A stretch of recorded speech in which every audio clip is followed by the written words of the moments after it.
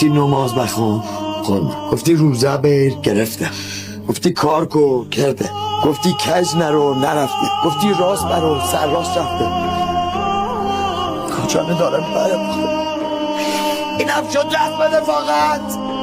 یه بار شد بگو یا ایو علمو سمت. آخه تو چه دردته؟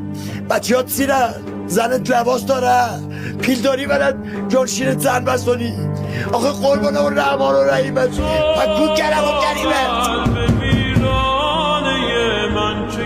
استغفر خدایا تو من غلط کرده. حمل یا حمل فرض به داده برست.